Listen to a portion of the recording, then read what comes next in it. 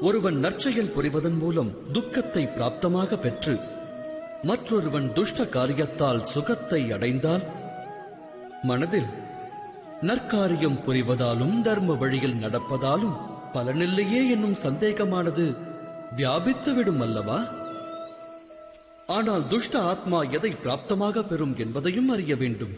துன்பத்தை விளைவிக்கும் ஹிருதயம் என்றென்றும் சஞ்சலத்தில் உழலக்கூடியது. எப்போதும் இதயத்தில் போராட்டங்கள் முளைத்துக் கொண்டிருக்கும். அவநம்பிக்கை அம்மனதை வாழ்வுள்ள வரையில் விரட்டும். அதுவா சுகம்? எப்போதும் தர்ம வழியில் நடப்பவர்கள், நற்பணியை செய்பவர்கள், சன்மார்க்கத்தில் திளைப்பவர்கள் மனம் அமைதியை தேடும். இடையில் விளையும் தீமையால் அவரின் சுகத்தை வெல்ல இயலாது. இவ்வுலகத்தில் மரியாதை, உள்ளத்தில் சந்தோஷம் என்றும் நிலைக்கும். அதாவது நல் வழியில் சென்றால் சுகத்தை அடையலாம் என்பது தவறாகும். நல் வழியில் செல்வதே சுகமான காரியம். தவறான வழி ஒருவருக்கு வேதனையை அள்ளித் தருவதோடு மட்டுமல்ல, அதர்மம் அக்கணமே துக்கத்தை உற்பத்தி செய்யும்.